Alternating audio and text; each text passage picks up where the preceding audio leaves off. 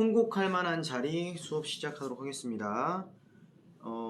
교과서에도 많이 실려 있고요. 박지원의 글들은 워낙에 시험에 잘 나오기 때문에 근데 처음 읽을 땐 조금 이해가 안 되고 어려울 수 있습니다. 왜냐하면 일반적인 생각을 하는 사람이 아니고 개성적인 생각을 하는 사람이기 때문에 그런 부분이 어려울 수 있지만, 사실상 그 부분을 정확하게 정리만 해둔다면 그 다음부터는 그 주제가 명확하게 정해져 있기 때문에 어렵지 않게 문제를 풀 수가 있습니다. 자, 수필입니다. 그렇기 때문에 나라는 사람은 서술자라기보다는 작가라고 직접적으로 볼 수가 있고요. 이렇게 수필처럼 작가가 직접 등장해가지고 자신의 경험에 따른 깨달음을 말하는 문학을 우리가 교술 장르라고 하죠. 교술 장르에 속한다 볼 수 있겠고요. 자, 내용 한번 들어가 보겠습니다. 나는 오늘에서야 비로소 사람이란 본디 어디고 붙어 의지하는 데가 없이 다만 하늘을 이고 땅을 밟은 채 다니는 존재임을 알았다. 이게 무슨 말일까요? 그러니까 사람이란 것이 원래 우뚝 혼자 서 있는 고독한 존재다, 이런 말인 것 같은데, 일반적으로 우리가 사람과 사람 사이에 껴있다면, 군중 속에 있다면 내가 혼자 있다는 걸 잘 인식하지 못할 수도 있고요.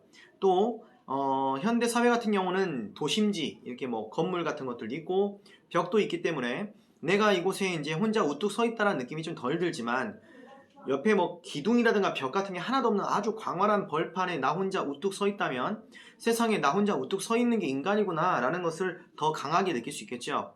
우리나라 같은 경우는 국토의 70%가 산이기 때문에 조금만 앞을 조금만 바라봐도 바로 산이 보이거든요. 근데 중국 같은 경우에는 대륙 지역이기 때문에 지평선을 볼 수가 있습니다. 물론 산이 있는 지역도 있겠지만 산을 보지 않고 쭉 이렇게 다 광활하게 벌판이 돼 있는 곳도 있겠죠. 요동벌판을 당시 조선 사람이었던 박지원이 처음 보고 느낀 감정을 이렇게 말한 겁니다. 내가 이렇게 광활한 벌판에 혼자 또 우뚝 서보니까 인간이란 원래 이렇게 혼자 우뚝 서 있는 존재구나 라는 걸 느꼈다는 거죠.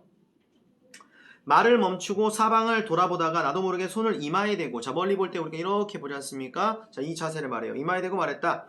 좋은 우럼토로다 한바탕 물어볼 만하구나. 자, 일반적으로 우리는 좋은 풍경을 보았을 때 뭐라고 합니까? 와, 좋은 셀카토로구나. 셀카 한번 찍어볼까? 라고 하면서 이렇게 생각하시지 않습니까? 그런데 이 사람은 그게 아니라 뭐 셀카터다 같이 뭐, 그러니까 일반적으로는 어떻습니까? 우리가 좋은 울음터로구나 이렇게 말을 하기보다는 좋은 셀카터다, 좋게 웃어볼 만한 곳이다, 아주 멋있는 풍광이다 이렇게 말을 하지, 울어볼 만한 장소도 이렇게 말하지 않는다는 거죠. 왜냐면 운다는 것은 일반적으로 사람들이 슬플 때 운다라 생각하기 때문에 부정적이고 애상적으로 느끼기 마련이거든요. 그런데 박지원은 지금 아주 광활하고 멋진 풍경을 보더니 하는 말이 좋은 울음터다 이렇게 말을 했습니다. 그렇기 때문에 일반적인 생각과는 다른 개성적인 생각을 말했다고 볼 수 있겠네요.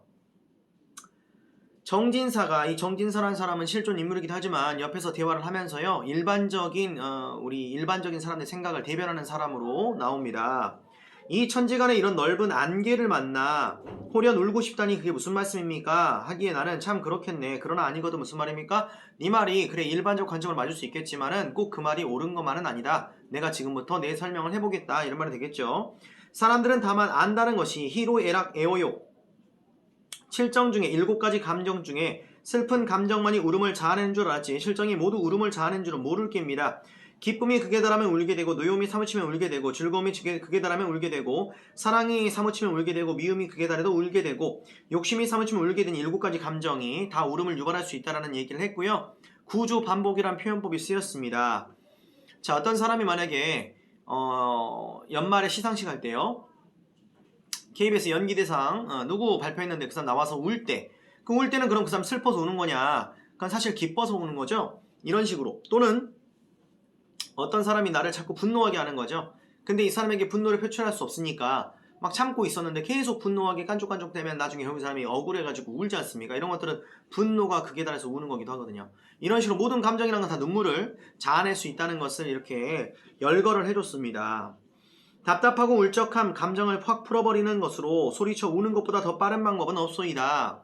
울음이라는 것에 감정의 정화 기능이 있다는 얘기입니다. 울음이란 천지간에 있어서 내성 병력에 비할 수 있는 게요, 복받쳐 나오는 감정이 이치에 맞아 터지는 것이 웃음과 뭐 다르리요. 웃음 역시 감정 정화 기능이 있다는 거죠. 그래서 우리가 이제 정신과 상담을 받으러 가면 1차적으로 이제 우울증에 시달린 사람들에게 억지로 웃으세요라는 진단을 해준다 그러죠. 억지로 웃다 보면 웃으면 복이 와요라는 말도 사실 일면 맞는 말인 거죠. 웃다 보면 기분이 좋아질 테니까. 그러니까 억지로라도 웃으면 뇌라는 녀석이 착각을 해서 엔돌핀을 만들게 되고, 엔돌핀에 의해서 또 몸이 더 좋아지는, 이런 상황이 만들어진다라는 거 많이 들어봤지 않습니까? 근데 그런 것처럼 울음 역시 감정을 정화하는 기능이 있다는 거예요. 그러니까 선생님도 지금은 이제 결혼하고 나서 그렇게 하진 않지만 지금은 뭐 이제 와이프하고 같이 사니까 뭐 그런 일이 그렇게 할 일이 별로 없는 것 같아요. 그런데 총각 때는 그랬던 것 같습니다. 혼자 산 지 꽤 오래됐었고 사람이 스트레스를 받는데 선생님 같은 경우는 남들에게 스트레스를 좀 안 주려고 좀 역지사지하려고 살다 보니까 뭐 착한 사람 증후군이라고 하죠. 그래서 그러다 보니까는 스스로에게 스트레스가 쌓인 경우가 많아요. 근데 이걸 풀 데가 없는데 어느 날 한번 선생님이 그때 30살 때였던 것 같은데요. 한번 슬픈 영화를 보고 펑펑 울었던 적이 있습니다. 울음이 난 김에 울었는데 그때 이제 그게 아주 오랜만에 울었던 것 같아요. 20대 때 힘든 인생을 살다가 30살에 이제 조금 여유를 맞이해서 그래서 힘들었던 것을 내려놓고 영화를 보면서 굉장히 오열하면서 울었던 기억이 있는데 다음날 굉장히 마음이 편하더라고요. 마음이 편하고 몸도 가볍고 이 방송을 보고 있는 친구들 중에도 여학생들은 이거에 좀 공감을 할 거예요. 남학생들은 그렇지 않은 경우가 많을 텐데 사실 우는 것만큼 좋은 게 없습니다.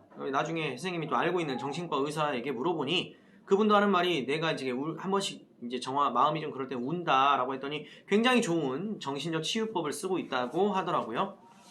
그래서 지금 영상을 보는 친구들도 자꾸 이렇게 스트레스를 부정적인 것으로 풀려고 하지 마시고 뭐 이런 친구들이 참고 있다 나중에 술 먹으면 막 터지고 막 그러지 않습니까? 물론 청소년이니까 아직 술 먹은 일은 없겠지만 나중에 성인 돼서 그렇거든요. 그러니까 그런 것들을 안 좋게 푸지 마시고 한 번씩 기회를 잡아가지고 나를 잡고 한번 우세요. 울면은 마음이 굉장히 정화가 되고 풀립니다. 막 사우나 나온 것처럼 개운하거든요. 선생님 굉장히 강추하는 방식이고요. 지금 요즘에는 선생님이 뭐 결혼해서 선생님은 쓰고 있지 않지만 그거 총각 때는 매달 한 번씩은 울었던 것 같습니다. 그랬더니 굉장히 마음도 정화가 되고 좋더라.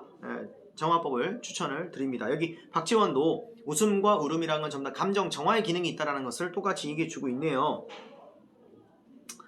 사람들의 보통 감정은 이러한 지극한 감정을 겪어보지 못한 채 교묘하게 실정을 늘어놓고 슬픈 감정에다 울음을 짜맞춘 것이라오. 이러므로 사람이 죽어 추상을 치를 때 이내 억지로 아이고 어이 억지로 한다는 거죠.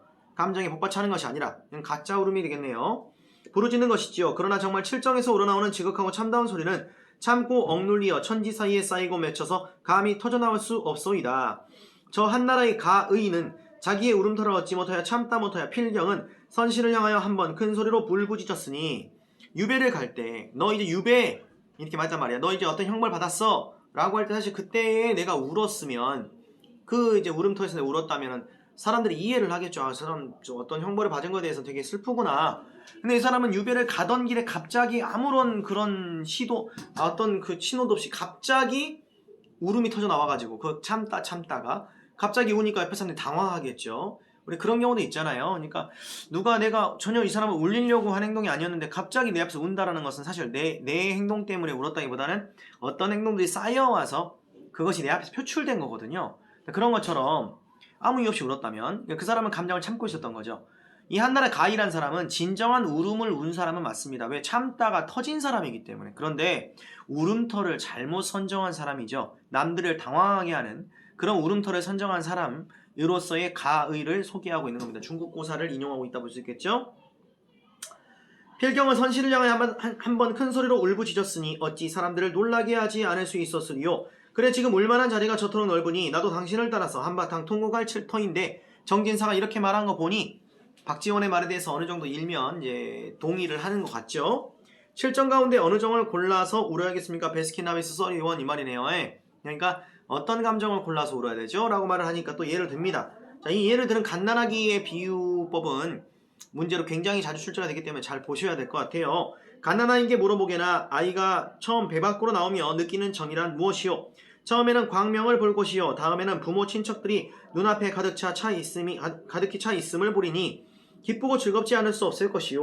이 같은 기쁨과 즐거움은 늙을 때까지 두 번 다시 없을 일인데 슬프고 성인할 까닭이 있으랴.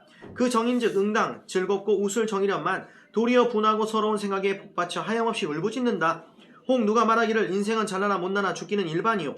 그 중간에 허물 환난 근심 걱정을 백방으로 겪을 터이니 갓난아이는 세상에 태어난 것을 후회하여 먼저 울어서 제 조문을 제가 하는 것이라고 한다면 이것은 결코 갓난아이의 본정이 아닐 것입니다. 사람들이 눈물이란 것을 칠정에 맞춰, 칠정에서 슬픔에 맞춰서만 설명을 한댔죠. 그 슬픔에 맞춰서만 설명하는 사람에게 물어본 겁니다. 그럼 갓난아기는 왜 울어요? 라고 물어보니 그 사람 답변이 이런 거죠. 갓난아기는 왜 우냐면요. 우리 인간은 이 인생에 태어나면은 많은 고통들을 겪죠. 그리고 힘든 삶을 살게 될 것이고. 근데 그 갓난아이는 이미 태어날 때 그걸 안다는 거죠. 아, 엿됐다. 나는 이제 힘든 인생을 살겠구나. 라고 생각하며 나오면서 하면 자기 조문하는 것처럼 먼저 내가 운다는 거예요. 왜? 슬퍼서. 인생에 태어난 것 자체가 슬퍼서. 그 말인데 박지원은 그게 아니라 아이가 우는 이유는 기뻐서 우는 거다. 기쁨이 극에 달해서. 왜 그게 기쁘냐? 엄마 뱃속은 좁았잖아요. 근데 좁은 곳에 있다가 이제 넓은 곳에 나왔으면 얼마나 시원하겠어요? 시원한 감정이 첫 번째 있었고, 두 번째, 나오니까 나를 보고 다 웃어줍니다. 우리 잘 생각해 볼까요? 지금 우리 어딜 가나 환영받는 사람인가요? 모든 사람이 어딜 가나 모든 사람에게 환영받는 사람이 되기는 사실 불가능합니다.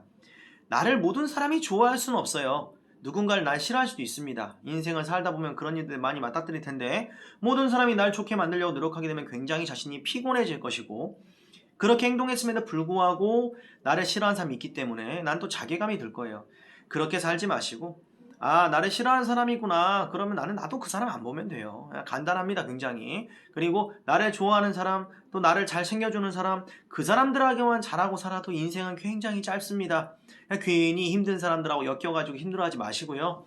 집에 있는 특히 가족들, 가족이 영원히 나를 챙겨줄 사람들이죠. 그런 사람들을 잘 챙기시면 될 것 같아요.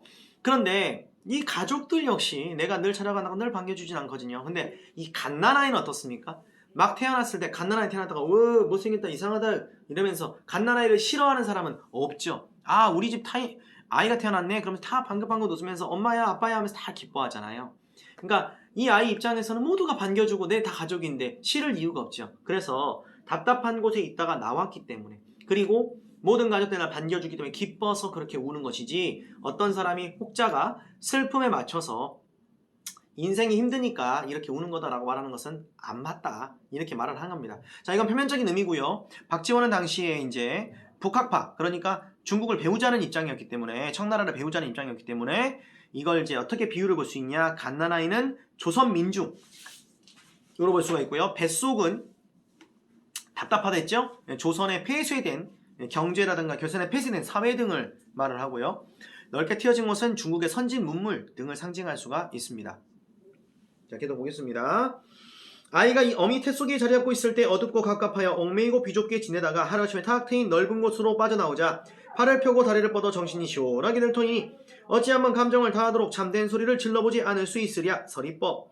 그러므로 갓난아이의 울음소리는 거짓이 없다는 것을 마땅히 본받아야 하리이다. 비로봉 꼭대기에서 동해바다를 굽어보는 곳에 한바탕 통곡할 자리를 잡을 것이요. 자, 지금부터 말하는 것은 비유가 굉장히 멋있는 장소들을 말하고 있죠. 이런 곳이 한바탕 울만한 자리다. 황해도 자년 금사 바닷가에 가면 한바탕 통곡할 자리를 얻으리니 오늘 유동벌판에 이르러서 이로부터 산해관 1200리까지 어가는 사방에 도무지 한 점 산을 볼 수가 없고, 하늘가와 땅끝이 풀로 붙인 듯 실로 꿰맨 듯 고금에 오고 간 비바람만이 이 속에서 장망할 뿐이니 이 역시 한번 통곡할 만한 자리가 아니겠습니까? 그래서 통곡할 만한 자리라 했습니다. 통곡할 만한 자리, 결국 말하면 굉장히 멋있고 탁 트여진 그런 곳들을 말한다는 것을 알 수가 있겠네요. 이상 통곡할 만한 자리 수업을 마치도록 하겠습니다.